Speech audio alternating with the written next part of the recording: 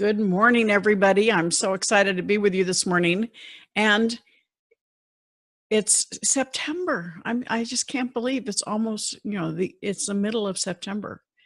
Um, Friday is Mike's and my anniversary, 38 years. Next week we head to Colombia.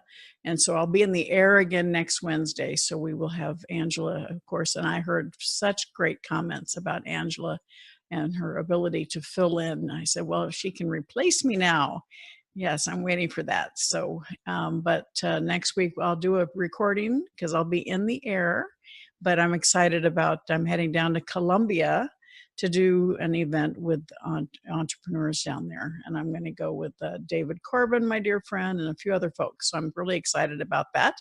And I'm hoping that Thursday morning I'll be able to do my Play Big Movement Facebook Live, actually from Colombia. That's my plan right now. So checking into our Wi-Fi ability and getting that set up so that we can be together next week. So please let me know what's happening. And oh, Ken, you're with me already. And John, thank you. And Ange.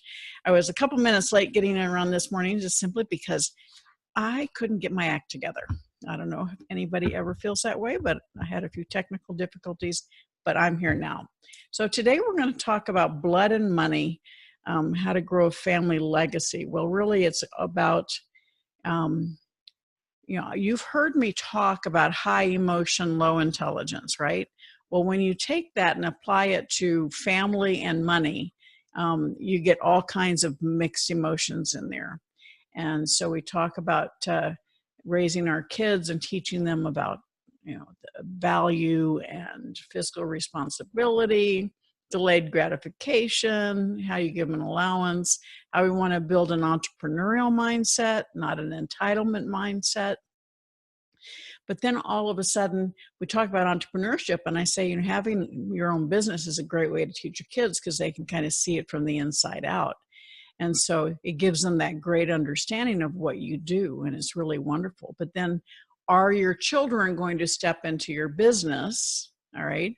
Or what about those money talks that you need to have with your kids and your spouse or partner? Because it's one thing to go into business with somebody that is a friend. That's always got its own kind of stress level. But when you go into business with your family, you have to have certain guidelines and boundaries that you establish because the family part is probably always going to be there, and then the business. And so how do you continue moving in the direction that the family part is not at risk because of the business side? And that blood and money is always an issue, no matter, I can't tell you, in the last few years, I've had so many friends pass away or their parents pass away, and I see the destruction within the family when it comes to dividing mom and dad's assets or who gets what. And it just breaks my heart. My parents, when they were still alive, basically my dad, it was just the two of us, my sister and I. My dad said my oldest sister could divide up the estate and I got to choose which half I wanted. I said, oh, that works pretty well, keeping things honest and above board. But, it is difficult. And it's particularly today with blended families and divorces and remarriages, it's hard to keep this in play over this, because we have so many emotions tied to it. And so part of it is to allow yourself to separate yourself from it and look at it. If this was my friend, what advice would I give my friend? Try and look at it from a little bit more, little less emotional basis. But this is something that I get a lot of questions on, and I get a lot of calls from people that are stressed out. And one of my dear friends is a top divorce attorney in Arizona, and she makes a lot of money over this topic because in divorces, obviously money is a big issue. But at the end of the day, creating your family legacy is about, as an adult, creating it so that you can minimize that stress when you're gone and minimize the impact to your children, particularly when you have different social levels. So you may have two or three children, one may be highly successful, others not. So how can you create an environment where everybody is happy with the outcome? And it's, when you have lots of real estate and you pass, who's going to take care of that real estate? Is it going to stay in the family? Those are all questions that are important to think about ahead of time. And it's been, a lot of my friends have adult children, and those adult children, some of them are very successful, others are not. And when they're both in the same family, it's hard because you might need to set up a fund to take care of someone that is handicapped or somebody that has issues, and yet someone else is very successful. So how do you get that communication there?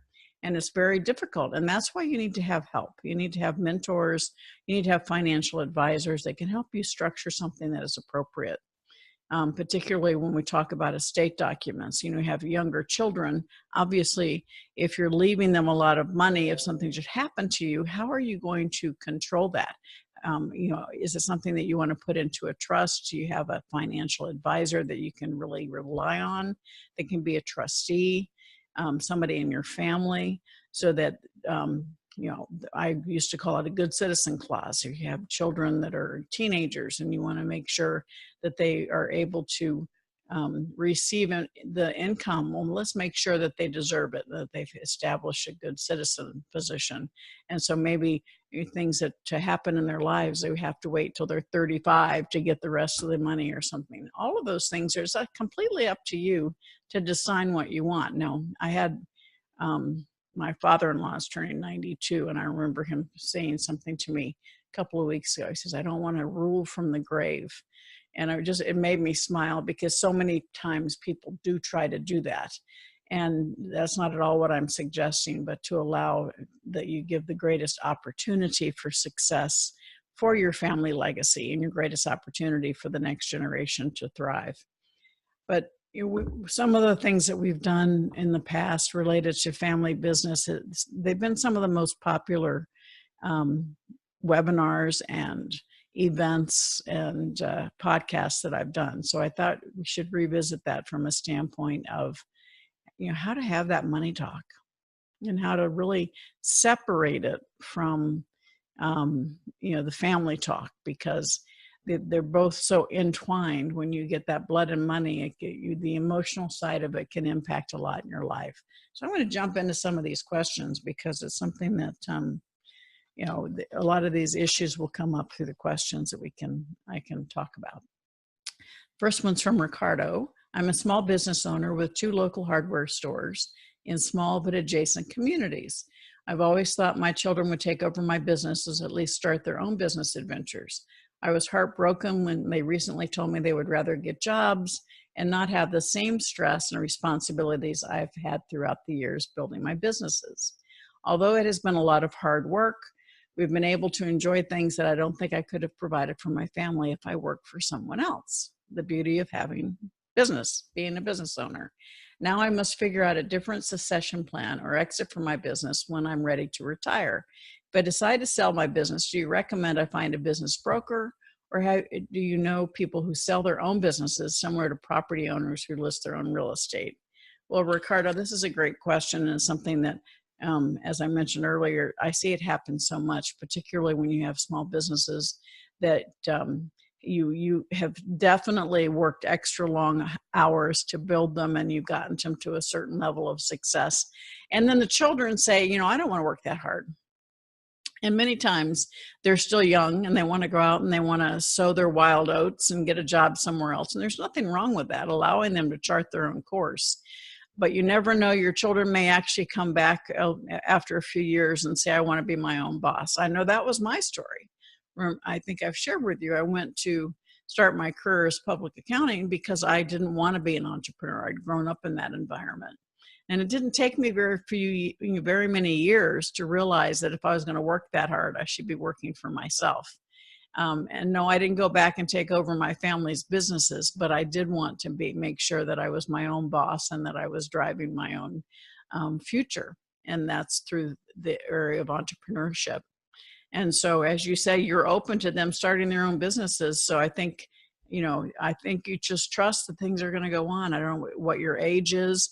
If this is something that you think your business is, your children may want to come back in the future, this is the time for you to start thinking about having a manager that can come in and hold it and manage it for you in your absence, maybe an employee that you've had that will allow you to have a little extra free time.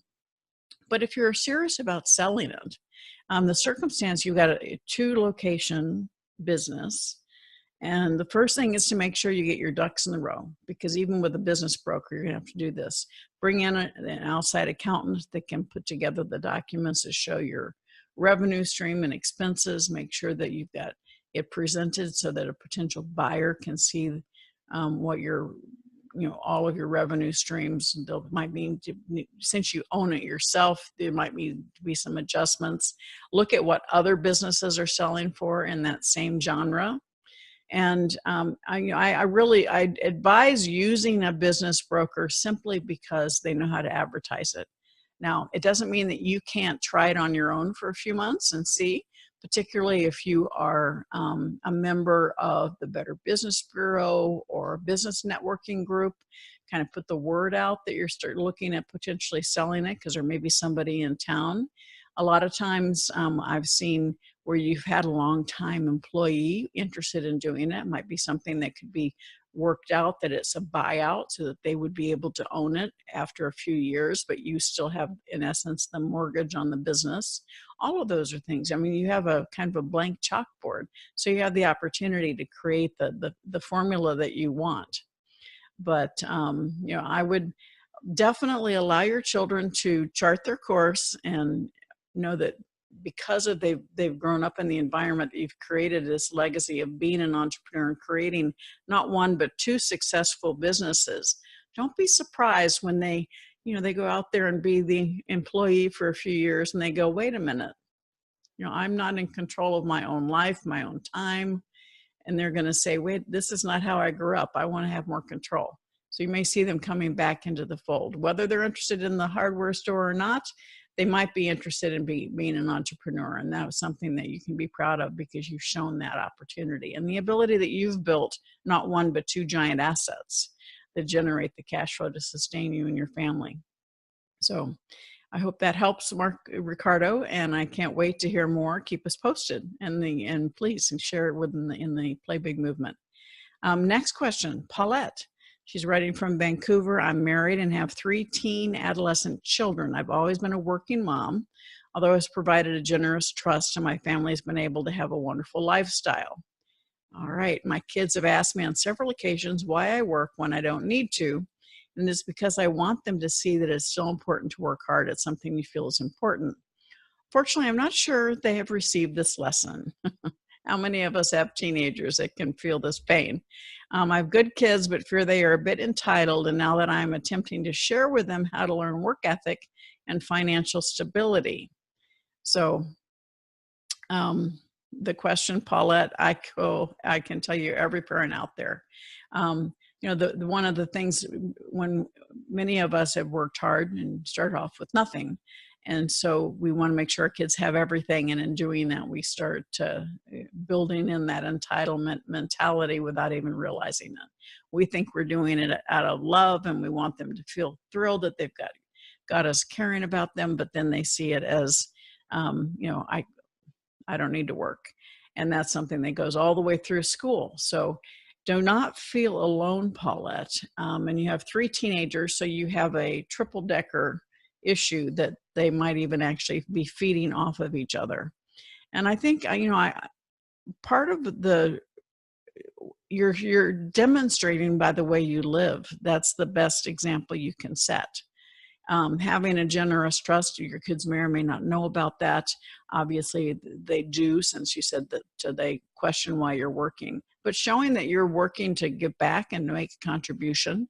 Some of my dear friends who happen to be billionaires work harder than anybody else I know. They certainly don't need to, but they do it because they love the game of business. They love to work hard, and they love to make deals. And so when you are working hard at something that you care about, it doesn't feel like work.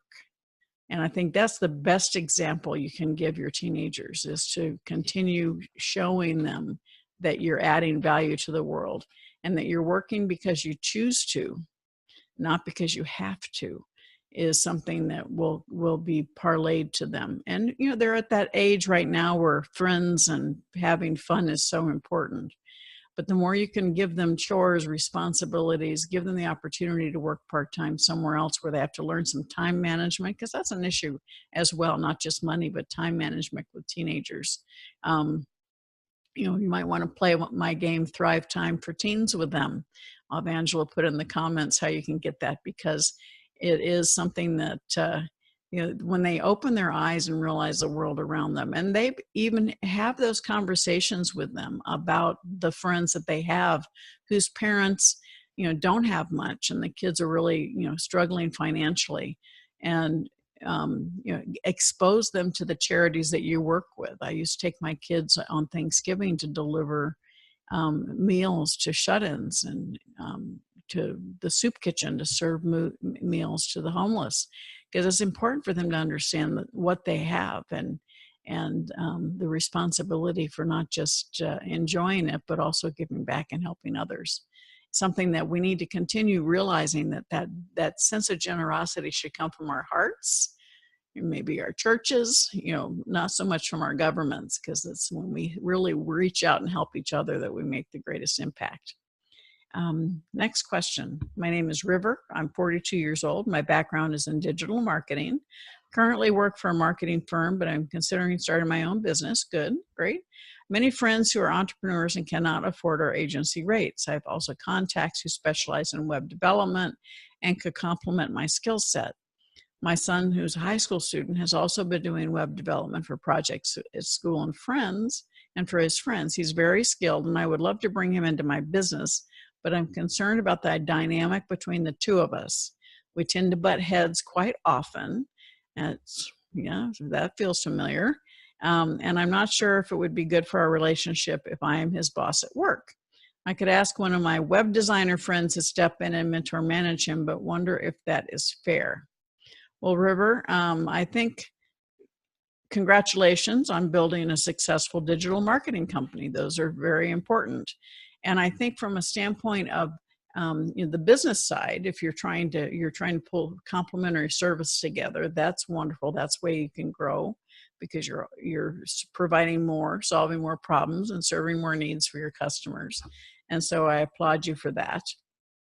And I think, first of all, I don't know the particular dynamic between your teenage son, but if you are one that butts heads often, it's just going to give you more opportunity to have problems if he's a direct report to you. And it is probably a good idea to have a buffer, but also to really have clean expectations, have that talk outside the home about the responsibilities. If you have an office, what the responsibilities are, what the expectations are, have them clean, have them in writing. And, obviously he's going to probably enjoy the money from working there. And if he enjoys what he does, he has a great opportunity to work with you. And it's a great opportunity for him to grow through the business with you and be able to become a more integral part of the company in the future. And so if you have that opportunity, but you've already identified an issue, the fact that you butt heads, so that's something that needs to be addressed, and you need to have a system for processing. So many times at home, when we butt heads, the kid goes into the bedroom and slams the door, and we go into our office and close our door forcefully. And, the Cold War goes on until somebody, softens up or something else comes in between. Usually it's either mom or another family member to get past it. So you don't want to have that same thing happen in your office environment. So it's better to have that communication up front and establish how you're going to work through it.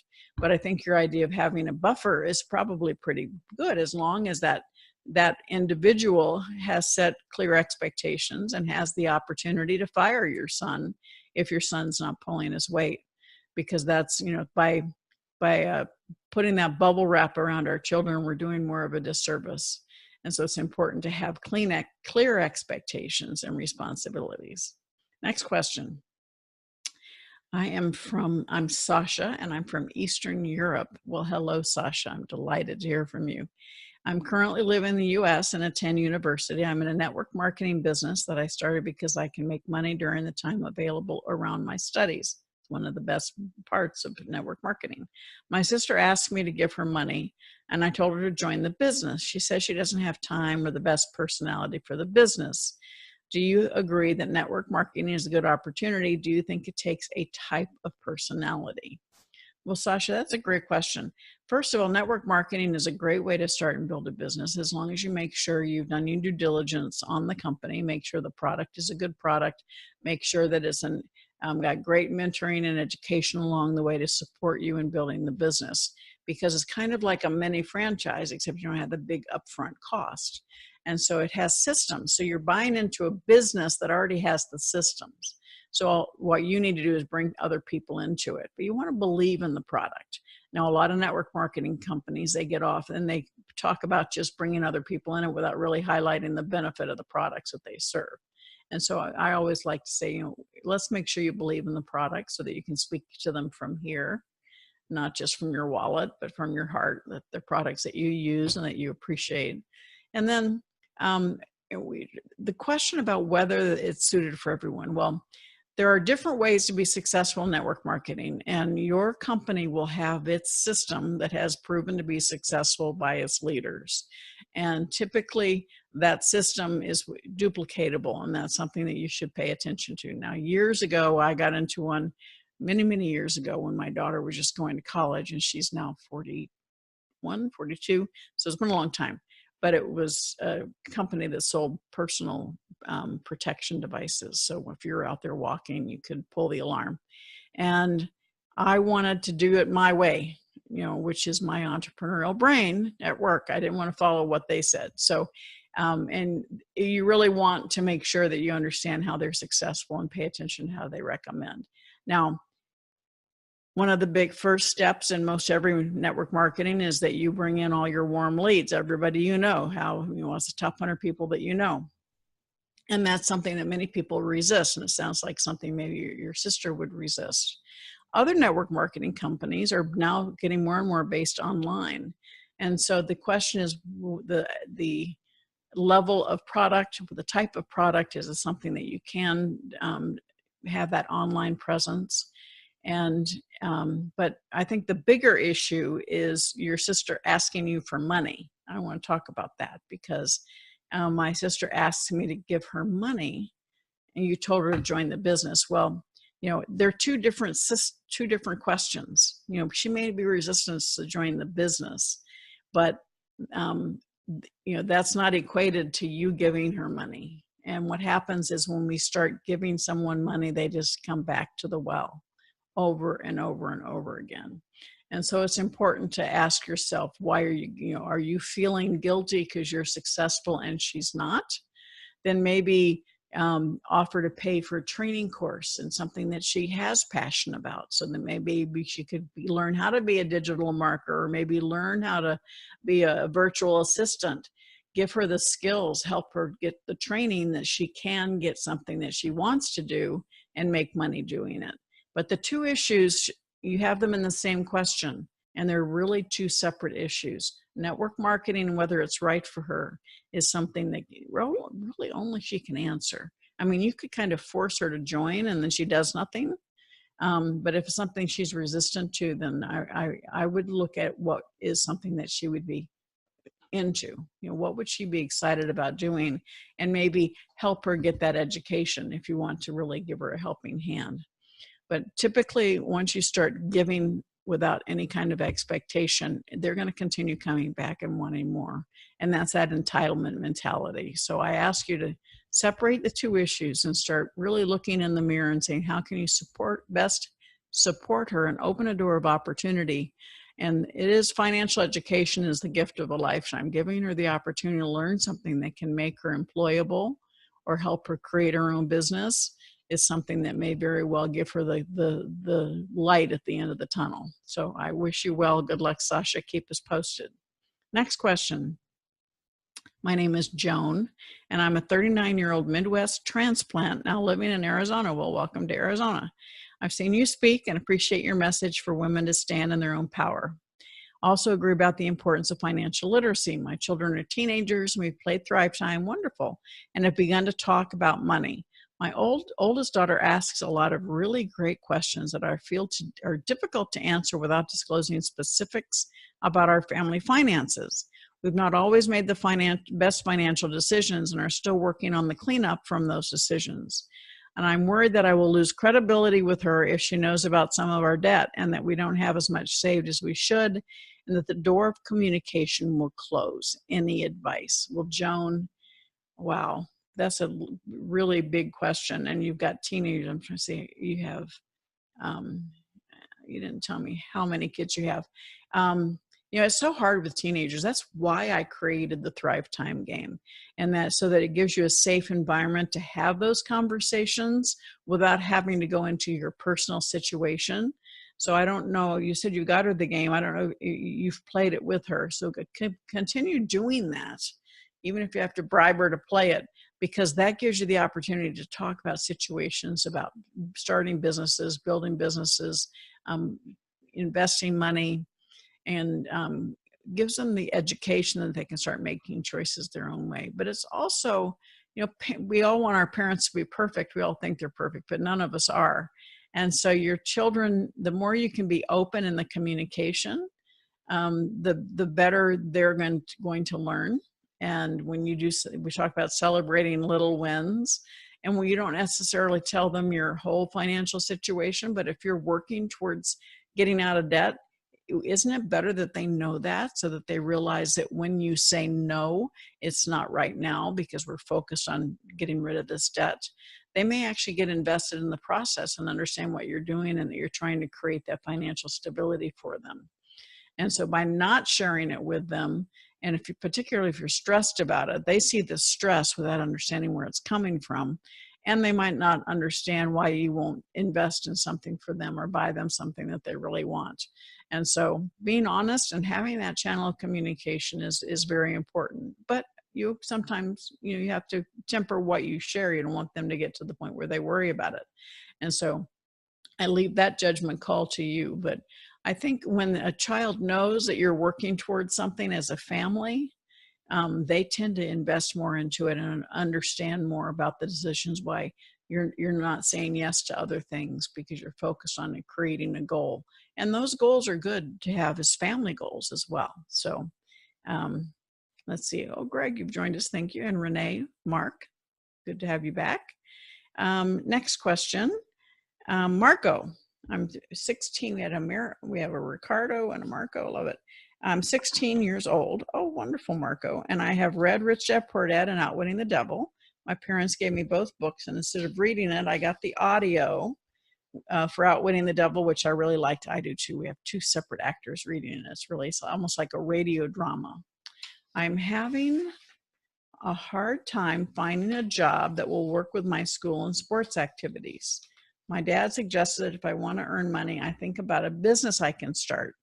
I'm not really sure what kind of business would be good. You have a lot of successful business. How did you get your ideas?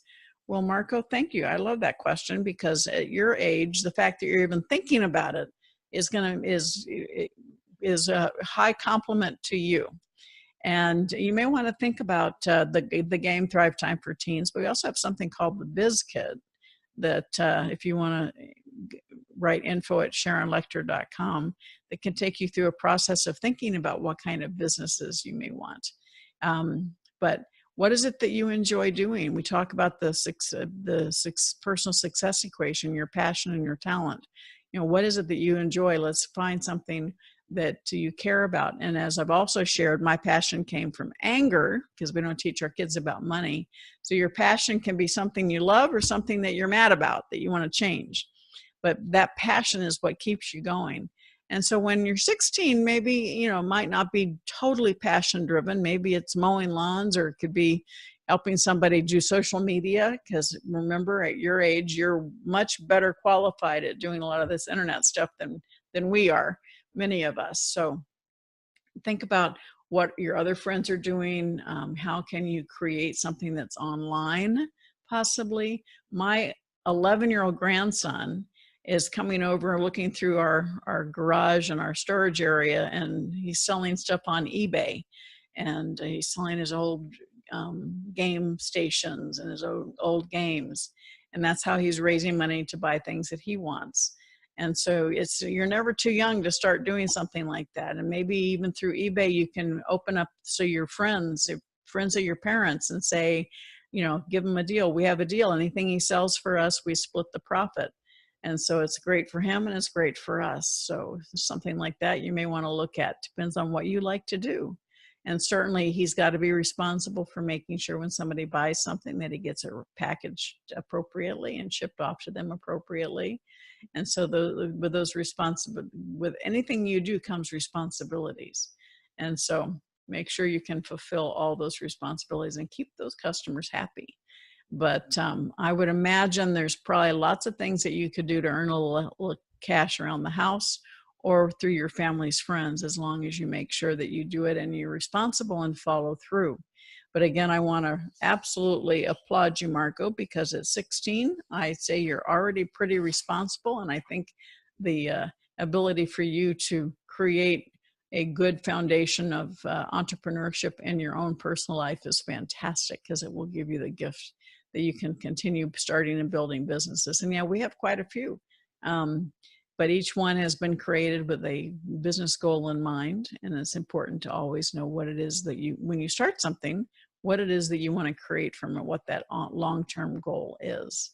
And so each of you that are watching or listening today, I want to thank you for being with us. And I know I'm drawing to an end, but I want to come back to that, to where I started. The blood and money concept is that we want to create success in our lives, and we want to create this foundation for having generational wealth. The whole Play Big movement is about not just being number one in your field, but it's to, live your legacy each and every day and create maximum impact. And that legacy is not just, for the work that you do and the people that you serve, but also for your family. And as part of that is, raising responsible young people and knowing that no matter what you do, you can't control you cannot control the decisions they make. The best thing you can do is provide as much opportunity for them to learn along the way. So we created the Thrive Time game. Allow them to make mistakes and recover from them. And the younger they are to make the mistakes, the easier they are that they bounce back. But giving them that concept of commitment, responsibility, and achievement. All right, allowing your teenagers to set a goal and achieve it and then celebrate gives them that self-confidence to keep going forward. So many times we want to just give, and give. And what happens, our kids don't have that sense of setting a goal and achieving it. And that, if I can leave you with anything related to yourself, your partner, your spouse, your children, is always understanding that as we continue setting a goal and can achieve it, then we feel better and we feel taller and we feel more successful. And when we have those little wins, pretty soon we're up to the big win.